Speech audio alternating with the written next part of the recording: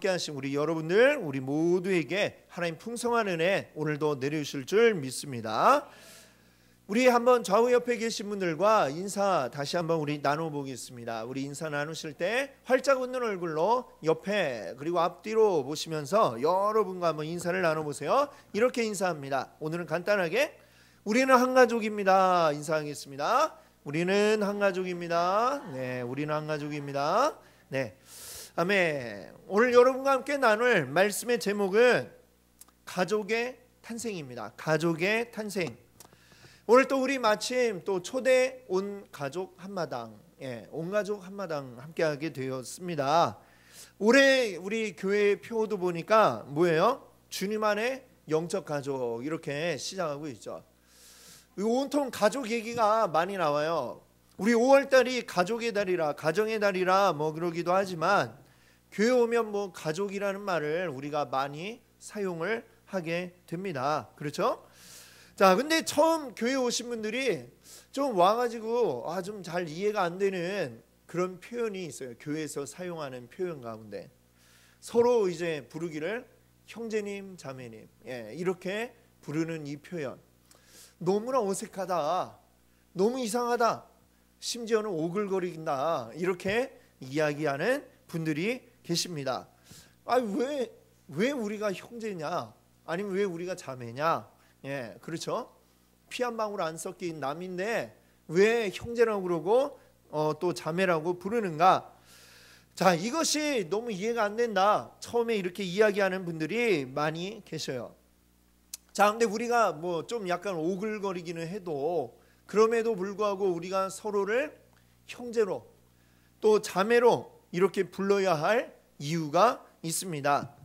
그 이유가 무엇이냐? 우리가 실제로 형제요 자매이기 때문인 것이죠. 아멘 하신 분도 계시지만 놀라는 분도 계세요. 그렇죠? 왜? 이 무슨 막장 드라마 같은 이야기냐 이런 분도 계세요.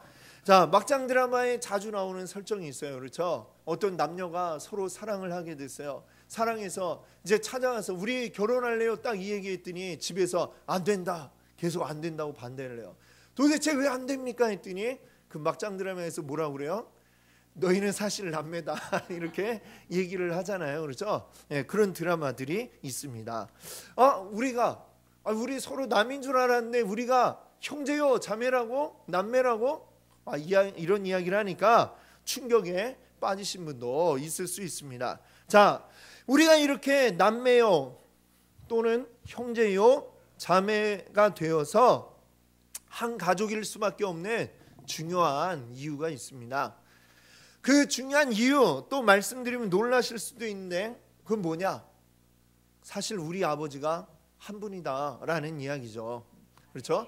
잘 아는 분들은 아멘 하시지만 또 처음 듣는 분들은 우리 아버지가 그럴 분이 아니신데 또 이런 분도 있을 수 있어요. 그렇죠? 그래요. 여러분의 아버지 그럴 분들이 아니신데 근데 여러분 제가 말씀드린 아버지는 여러분을 이 땅 가운데 낳아주신 육신의 아버지가 아니라 바로 하늘 아버지를 이야기하는 것입니다. 바로 하늘 아버지, 우리의 하나님 아버지. 우리는 다 똑같은 한 분 하나님 아버지를 우리의 아버지라고 이렇게 부르고 있습니다. 아버지가 같은 사람들을 우리가 뭐라고 그래요? 형제 자매라고 이야기를 하죠. 그렇죠? 그렇기 때문에 우리는 이 교회 안에서 만난, 교회가 아니었으면 만날 수 없었던 사람들일지 모르지만 우리는 이 안에서 서로를 무엇으로 부르는 것입니까? 그래서 우리는 형제님, 자매님 하고 이렇게 부를 수가 있는 것입니다. 한 아버지 밑에 있는 우리는 자녀들이기 때문에 그런 것이죠. 여러분 믿으십니까? 아멘. 그렇습니다. 우리가 하나님을 한 분 아버지로 모시게 된 데에는 또 한 분의 귀한 이제 역할이 있었는데요. 바로 예수님의 역할이 매우 큽니다. 우리가 잘 알고 있듯이 예수님은 십자가를 지심으로 그것을 통해서 우리가 한 가족이 되었습니다. 남남이었던 생판남이었던 우리가 한 가족이 될 수 있었습니다. 그 과정에서 아주 중요한 순간이 오늘 우리가 읽었던 이 말씀 가운데 나오고 있습니다. 오늘 우리가 읽었던 말씀, 이것은 예수님이 십자가에 매달려 계신 동안에 있었던 한 부분을 오늘 이야기하고 있습니다. 예수님은 십자가 위에서 결국 죽으셨죠. 예수님의 죽음과 관계없이 이 십자가라고 하는 것은 사실 그 이전부터 오랫동안 있었던, 말하자면 사형 틀입니다. 사람을 죽이는 그 형벌이죠. 그 형벌에 사용이 되는 틀이 바로 십자가라고 하는 것이죠. 이 십자가형이라고 하는 것은 사람에게 매우 큰 고통을 가져다 주는 그러한 형벌이기도 합니다.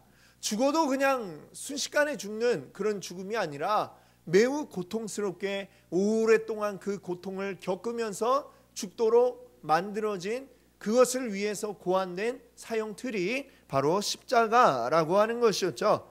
그래서 로마군은 이 십자가를 주로 어떨 때 사용을 했느냐, 적들에게 본보기를 보여줄 때에 십자가 형틀을 사용을 했습니다.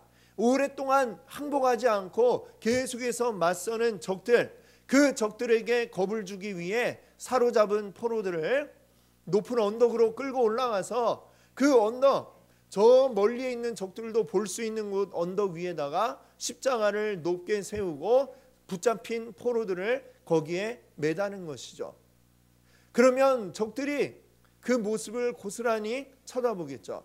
매우 끔찍하게 고통당하고 있는 동료의 모습을 보는데, 그 죽음이 아침에 매달았는데 저녁이 되도록 여전히 죽지 않고 계속 고통하고 있는 그 모습을 보면서 아주 치를 떨 수밖에 없는 그러한 아주 끔찍한 형벌이 십자가형이었습니다. 그걸 보고 나도 잘못하면 저렇게 되겠구나, 겁을 먹고 항복하도록 만들려고 쓰였던 것이 바로 이 십자가 형벌이었던 것이죠. 자, 이렇게 전쟁터에서 겁을 주기 위해 사용되었던 이 십자가 형벌이 민간인들에게 사용될 때에는 어떤 때에 사용이 되었을까요? 아주 극악무도한 그러한 사람들을 처형할 때에 이 십자가 형벌을 썼던 것입니다. 자, 그런데 그 십자가에 예수님이 매달리시게 된 거예요.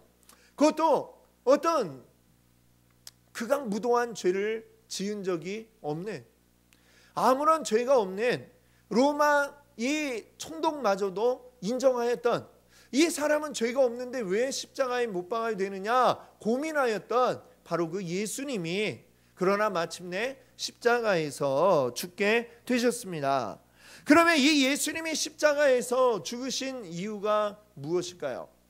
가장 중요한 이유는 물론 우리를 구원하기 위해서 예수님이 십자가를 치셨죠. 자, 그러나 그 외에도 여러 가지 이유들이 있을 텐데 그 이유를 말할 때에 빼놓을 수 없는 것 가운데 하나가 무엇이냐? 바로 오늘 우리가 이야기하는 것입니다. 가족을 만들어주기 위해서 예수님이 십자가에서 죽으셨다라고 하는 것이죠. 예수님이 십자가에서 죽으신 이유가 가족을 만들기 위해서다. 다소 의외라고 생각하실 수도 있습니다. 자, 그런데 오늘 본문 말씀을 보니 새로운 한 가족이 탄생하고 있습니다. 예수님이 십자가에 매달려 계실 때 그 십자가 바로 밑에까지 와서 예수님의 마지막 순간까지 함께 했던 그 몇몇의 사람들 가운데에는 예수님의 어머니 마리아가 있었고요, 그리고 예수님이 아끼셨던 제자 요한이 그 밑에까지 와 있었습니다. 자, 예수님은 그 십자가의 아주 끔찍한 고통 가운데서도 아래를 바라보니 예수님의 그 어머니가 계시고 육신의 어머니 마리아가 계시고 또 한쪽에 그 아끼는 제자 요한이 있는 것을 보시게 되었습니다. 자, 그때의 그 말 한마디 하기 힘든 그 고통 가운데서 예수님이 어렵게 입을 떼어 어머니에게 먼저 이야기합니다. 뭐라고 이야기를 했어요? 어머니 보십시오, 옆에 있는 이 요한, 이제부터 이 사람이 어머니의 아들입니다 라고 말씀을 하셨어요. 그리고 고개를 돌려 이번에는 그 아끼는 제자 요한을 바라보시면서 요한에게 또한 이렇게 말씀하십니다. 이제 이분이 너의 어머니다라는 말을 하셨죠. 그리고 요한은 그 이후로 이 마리아를, 예수님의 어머니 마리아를 실제로 어머니처럼 모셨다라고 합니다. 이 요한이 나중에 요한계시록을 쓸 때에 그 반모섬이라는 곳에 붙잡혀 가서 이제 그 요한계시록을 쓰지 않았습니까? 그러다가 요한이 나중에 또 풀려나죠. 그때 또 요한은 또 풀려나서 다시금 이 어머니 마리아를 또 모시고 그렇게 섬겼다는 그런 이야기가 성경 가운데는 나오지 않지만 그 당시에 전해져 내려오는 여러 문헌들 가운데에 이 요한이 끝까지 그 예수님의 어머니 마리아를 모시고 섬겼다는 이야기가 나오고 있는 것을 우리가 여러 기록들을 통해 확인을 합니다. 이 요한은 잠깐 흉내만 낸 게 아니라 제 어머니십니다 말로만 한 게 아니라 끝까지 그의 삶이 다할 때까지 이 어머니를 모시고 섬겼다고 하는 것이죠. 예수님께서 십자가 위에서 그 피 한 방울 섞이지 않은 남남이나 관계없는, 예수님이 아니었다면 이 두 사람은 남남이었겠죠. 그런데 그 피 한 방울 섞이지 않은 남남이었던 어머니와 그리고 제자 요한을 한 가족으로 만들어 주시고 그러고 나서 숨을 거두셨던 것이죠. 자, 근데 이 일이 일어날 때의 모습을 한번 상상해 보십시오. 가운데 높은 데에 예수님이 계시고 그 아래 한쪽에는 요한이, 또 한쪽에는 어머니 마리아가 이렇게 있습니다. 그리고 그 가운데 계신, 높은 데 계신 예수님이 이 아래쪽에 있는 둘을 하나로 이제 묶어주죠. 가족으로. 그 모습이 좀 약간 뭔가 익숙한 듯한 모습으로 생각되지 않으십니까? 어떤 게 떠오르시나요 혹시 여러분? 어떤 장면이 떠오르세요? 안 떠오르세요? 틀릴까봐 부끄러워서 말 못하시죠? 자, 어떤 장면이 떠오르느냐? 저는 마치 이게 결혼식장에 주례자가 이렇게 주례하는 듯한 이런 모습이 떠오르지 않습니까? 그렇죠? 주례사 할 때 어때요? 가운데 높은 데 서가지고 탁 밑에 두 명을 쳐다보죠. 신랑과 신부를 쳐다보고, 신랑은 이 아내를 이제 가족으로 맞아들이겠습니까? 또 신부에게는 이 신랑을 이제 가족으로 맞아들이겠습니까? 그럼 서로 예하고, 그러고 이제 가족이 됐습니다 하면서 이제 축하해 주세요. 이게 결혼식이잖아요, 그렇죠? 말하자면 지금 이 장면도 말하자면 일종의 지금 결혼식과 유사한 그런 모습을 우리에게 보여주고 있는 것입니다. 한 가족을 예수님이 지금 만들어 주시는 이러한 모습을 지금 보여주고 계신 것이죠. 예수님의 이 주례를 통하여 어떻게 되었습니까? 어머니 마리아와 제자 요한이 한 가족으로, 남남이었던 이들이 이제는 어머니와 아들로 새롭게 한 가족이 되는 지금 그 장면을 우리가 이 성경 가운데서 보게 된 것입니다. 여러분, 예수님을 구원자로 믿고 따르는 우리 모든 성도들은 주님 안에서 이 예수님의 주례를 통해 우리는 새롭게 한 가족이 된 줄로 믿습니다. 한 분 아버지 하나님을 우리의 아버지로 섬기고 있는 그러한 우리는 한 가족, 형제요 자매가 된 것을 여러분 믿으시기 바랍니다. 자, 그리고 이렇게 우리가 가족이 될 수 있는 유일한 이유는 바로 예수 그리스도의 피죠. 예수님의 피, 주님의 피로 맺어진 이 가족, 이것을 우리는 다른 말로 뭐라고 부르느냐? 교회라고 이렇게 우리는 부릅니다. 교회 안에 있는 우리 모든 성도들은 다 주님의 그 피 아래서, 주님의 보혈 안에서 우리는 모두가 한 가족이 된 것입니다. 주님이 그러면 우리를 한 가족으로 만드신 이유가 무엇일까요? 그 이유를 찾자면 여러 가지가 있겠지만 이 가족이 가지고 있는 특성을 우리가 생각해 보면 우리는 그것을 짐작해 볼 수가 있습니다. 제가 생각하는 가장 중요한 이유, 그것을 한번 말씀드릴 테니까 여러분 따라해 주세요. 자, 따라해 주세요. 가족은 실컷좋건 가족이다. 아멘이십니까? 별로 아멘 하고 싶지 않은 분들도 있는 것 같아요. 가족은 어쨌거나 실컷좋건 이거는 바꿀 수 없는 것이죠. 뒤집을 수 없는 거예요. 가족은 내가 선택해가지고 만들 수 있는 것도 아니고 아무리 좋아도 아무리 싫어도 이거 내 의지로 이건 바뀔 수가 없는 것입니다. 그렇지 않습니까? 여러분 가운데 누가 태어날 때 어떤 사람이 내 부모가 되면 좋을까 생각하고 따져가지고 골라서 태어난 사람이 있습니까? 여러분 가운데 한 분도 안 계실 거예요. 또는 부모님들 가운데 어떤 놈이 내 자식으로 나오면 좋겠다 생각하고 골라가지고 선택해서 자식을 낳은 그런 부모님이 단 한 분이라도 계십니까? 안 계시죠. 어떻게 보면 태어나 보니 내 부모가 되었고 낳아 보니 내 자식이 되어서 우리는 그렇게 한 가족이 된 것입니다. 내가 바라는 것과 관계없이 이미 그냥 한 가족으로 이미 주어져 있는 거예요, 나에게. 그러니 그 상태에서는 이거는 내가 싫거나 좋거나 국적은 바꿀 수 있지만 가족은 바꿀 수 있습니까? 국적마저도, 국적은 굉장히 중요하고 바꾸기 어려운 거지만 그래도 바꾸려면 바꿀 수는 있어요. 그러나 나의 가족, 이분이 내 아버지고 어머니고 이 사람이 내 자녀고 이거는 바꿀 방법이 없습니다. 이거는 한번 결정되면 영원한 거예요, 영원한 거. 우리 옛날에 자식들이 말 안 들으면 호적에서 파버리겠다 이런 말을 많이 했었죠. 근데 실제로 이게 법적으로 불가능한 일이라고 그래요. 호적에서 판다는 건 말로만 하는 말이지 우리 자녀분들은 팔 수 없다는 사실을 아시고 일종의 협박인데 불가능한 협박이죠. 가족이 되면 나라도 그것은 어떻게 바꿀 수가 없는 거예요. 한 번 가족이면 영원한 가족이죠.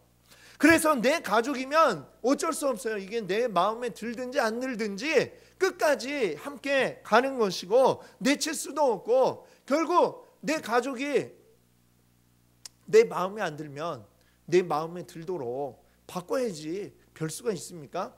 그것이 가족이다라고 하는 것입니다. 여러분, 우리가 주님의 십자가 아래에서 주님의 주례를 통해 우리가 한 가족이 되었다? 그래서 어떻습니까? 우리가 한 가족이 됐는데 이제는 돌이킬 수 없다는 것입니다. 별로 은혜가 안 되시는가 봐요. 그렇죠? 돌이킬 수가 없어요. 이미 이제 우리는 한 가족이 됐고 우리는 끝까지 함께할 수밖에 없는 존재들이다라고 하는 것입니다.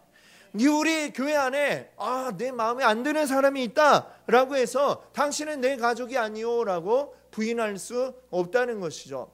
마음에 안 들어도 그래도 어쩔 수 없이 우리는 한 가족이니까요. 끝까지 함께 갑시다. 이렇게 할 수밖에 없다라고 하는 것이죠. 자, 아무리 우리 사람이 지내다 보면 또 그렇잖아요. 나랑 잘 맞는, 뜻이 잘 통하는 그런 사람도 있지만 때로는 그냥 쳐다보고 있으면 기분이 나빠지고 마음에 안 드는 사람도 있을 수 있어요. 주는 거 없이 미운 사람도 뭐 있을 수도 있겠죠. 그러나 그럴지라도 그게 내 가족인데 어떻게 하겠어요? 아이고 답답해 해도 내 가족인데 어쩔 수 없이 그 가족을 내 안에 품고 끝까지 그를 위해서 기도해주고 잘 되기를 바라고 그를 위해서 도와주면서 같이 손을 잡고 가야 되는 게 어쩔 수 없는 가족이다라는 사실을 우리가 받아들일 수 있기를 바랍니다. 그렇습니다. 그래서 예수님은 우리는 이렇게 동호회로 모인 게 아니라 우리는 가족이라고 예수님은 이야기하고 계신 것입니다. 동호회면 회빈에다가 그냥 마음에 안 들면 여기 아니면 없나? 그만둘 수도 있죠. 배드민턴 동호회 열심히 동호회에 참여하다가 그랬다가 마음에 안 들면 누구랑 싸웠으면 그냥 안 나가고 다른 데 가면 그만입니다. 그러나 가족은 싸웠다고 영원히 남남일 수 없죠. 아무리 원수같이 싸웠어도 그래도 한 가족이라는 사실은 부인할 수가 없는 것입니다. 그렇기 때문에 우리 안에 이 한 가족 안에서 우리가 한 가족으로 잘 지낼 수 있도록 어떻게 해야 되느냐? 사랑으로 품어야 되고 또 잘 되기 위한 노력을 우리가 곁들이지 않으면 안 된다라고 하는 것입니다. 여러분 한번 생각해 보세요. 어떤 이제 남녀가 사랑을 해서 결혼을 하게 되었어요. 자, 결혼을 하면 남편만, 이 아내 입장에서 남편만 내 가족이 되는 게 아니라 더불어서 같이 가족이 되는 세트가 딸려 있지 않습니까? 그렇죠? 누가 있나요? 시아버지, 시어머니 이렇게 시댁이 같이 세트로 딸려와 가지고 내 가족으로 묶여버리게 됩니다. 어쨌거나 마음에 안 들어도 같이 묶이게 되죠. 근데 이 새로 결혼하게 된 이 새 신부가 이제 보니까 그래도 시아버지는 과묵하고 말씀이 없으셔가지고 나한테 아무 말도 안 해요. 그래도 그나마 견딜 수 있는데, 근데 시어머니는 말씀이 많으셔요. 시시콜콜 이건 이렇다 저건 저렇다 이래야지 저래야지 막 얘기를 하니까 너무 스트레스가 되었어요. 그래가지고 어느 날 남편을 불러가지고 이야기를 합니다. 자기야, 이렇게 딱 얘기를 해요. 뭐라고 얘기를 하느냐, 내가 아무리 봐도 나는 자기를 사랑해서 자기랑 결혼해서 자기랑 가족이 된 건 내가 인정을 할 수 있지만 자기 부모님들은 안 될 것 같아. 너무 힘들어. 자기가 그래도 뭐라고 그러면 시아버니까지는 내가 이렇게 가족으로 생각할게 하지만 시어머니는 도저히 안 되겠어. 그러니까 그렇게 알고 있어? 라고 얘기를 하면 될까요? 안 될까요? 그렇게 되나요? 아무리 내가 부정하고 싶어도, 마음으로는 부정하고 싶어도 그렇게 딱 잘라가지고 어디까지 가족, 어디까지는 가족이 아니고 이렇게 할 수가 없겠죠. 아무리 시어머니가 잔소리를 많이 한다 하더라도 그래도 어때요? 그래도 가족인 거는 부인할 수가 없죠. 그러면 그 다음은 뭐예요? 어쩔 수 없는 그 상황에서 그러면 관계를 개선할 방법을 찾기 위해서 노력을 하고, 그러면서 그 다음엔 또 어때요? 사랑으로 품어야죠. 그것이 가족이다 라는 것을 여러분들 기억하시기 바랍니다. 오늘 우리가 예수님을 사랑하여서 우리가 주님 안에서 한 가족이 되었습니다. 한 가족이 되었으나 우리가 이전에 전혀 몰랐던 남남들이 이제는 주님 안에서 한 가족이 되었는데, 그러다 보니 아직도 내 안에 옛날의 성품들이 남아있고 또 내 안에 여러 가지 다양한 기질들이 우리 안에 남아있는 것이죠. 그것들이 때로는 이렇게 좀 잘 안 맞아갖고 삐걱삐걱, 또 잘 안 맞아갖고 핑 튕겨나가는 이런 일들도 벌어질 수도 있을 것입니다. 그럼에도 불구하고 우리는 기억해야 될 한 가지는 무엇이냐? 우리는 한 가족이다 라는 사실을 여러분들 기억하시기 바랍니다. 내 마음에 잘 맞아도 가족이지만 잘 안 맞아도 여전히 내 가족임을 여러분 기억하시기 바랍니다. 가족이기 때문에 내 마음에 들지 않아도, 잘 맞지 않아도 끝까지 품고 사랑해야 되는 게 바로 나의 가족인 것이죠. 그것이 바로 가족의 의무인 줄 믿습니다. 아멘. 오늘 우리는 예수 그리스도의 십자가 아래서 한 가족이 되었다는 사실을 여러분 다시금 기억하시는 귀한 날이 되기를 바랍니다. 우리 교회는 뭐 사람 수가 그렇게 많지는 않아요. 그렇죠? 근데 많지 않다고 그래가지고 적다고 그래서 다 잘 맞는 건 아니에요. 또 그렇죠? 차마 대답은 못하시지만 뭐 그렇잖아요. 그렇죠? 우리 사람이 그렇습니다. 수가 적어도 뭐 전부 다 잘 맞는 사람만 있는 게 아니라 아무리 뭐 두세 사람이 있어도, 두세 사람이 있으면, 세 사람이 있으면 꼭 둘로 나뉜대잖아요. 둘이 묻히고 하나는 이렇게 좀 그렇게 되고. 자, 그게 어쩔 수 없는 우리 인간의 본성인 것 같아요. 또 우리 안에 있는, 여전히 남아있는 또 우리 안에 또 인간적인 그 마음들이 있기 때문에, 또 악한 마음이 아니더라도 우리가 여러 가지로 자라온 환경이 다르고 또 성장한 배경이 다르고 우리의 생각과 또 마음이 다르기 때문에 그런 것들이 충돌이 일어날 수 있죠. 그러나 우리 그것은 자연스러운, 우리 사람이 모인 곳에 일어나는 자연스러운 현상임을 우리가 기억할 수 있기를 바랍니다. 자, 아무리 이해하려고 노력해도 이해할 수 없는 분도 있을 수도 있겠죠. 우리 어르신들이 볼 때에는 어때요? 젊은이들이 하고 다니는 걸 보면 옷도 마음에 안 들고, 말하는 것도 마음에 안 들고. 제가 우리 딸들이 이제 좀 커나가니까 그런 것 같아요. 도대체 교복을 왜 이렇게 짧게 끌어올려 입을까? 막 이런 생각이 제 안에 들 때가 있죠. 그리고 저는 이해를 할 수가 없는데, 그걸 이해 못하는 저를 또 우리 딸들은 또 저를 이해를 못하겠죠. 그런 식으로 우리 교회 안에서도 우리 세대 차도 있고 여러 가지 환경 차이 이런 것들이 야 도대체 왜 저럴까 라는 생각이 우리 안에 들 수가 있습니다. 그러나 그것을 가지고 계속해서 우리가 이야기하면 정말 이제 남남이 되는 수밖에 없겠죠. 그걸 우리 안에 그러나 이게 정말 주님 안에서 죄가 아니고 그것이 큰 문제는 되지 않는다면 우리가 용납해 줄 수 있는 마음도 우리 안에 있어야 할 줄 믿습니다. 그렇죠? 그 사람의 개성을 우리가 용납해 주고 그를 또 격려해 주고 그냥 좋은 마음으로 보면 그것도 마음에 안 들던 것도 좋은 마음으로 보기 시작하면 차츰차츰 눈에 익으면 또 괜찮아지는 것 같아요. 그렇죠? 자, 이것은 더 그러니까 우리에게 중요한 거는 내 안에 사랑의 마음이 있으면 다 좋게 볼 수가 있는 것입니다.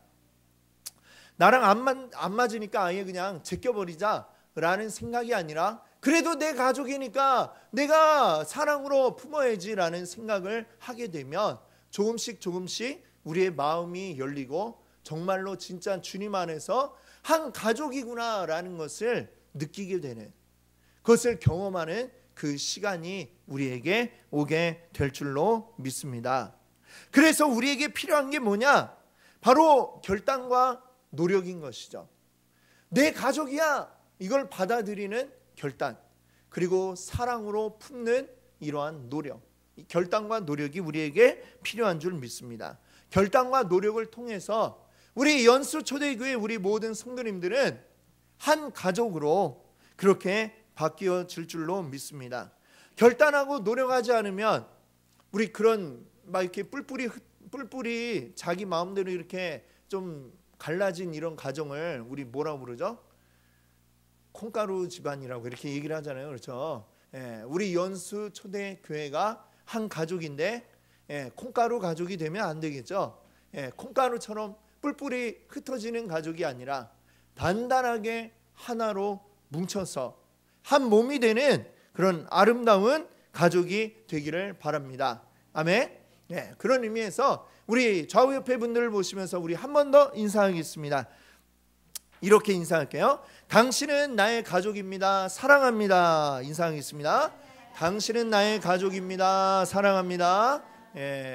우리 사랑으로 품고 우리 결단하고 노력해서 하나 되시는 여러분들 되시기를 바랍니다. 오늘 말씀을 가지고 여러분들 잠시 마음의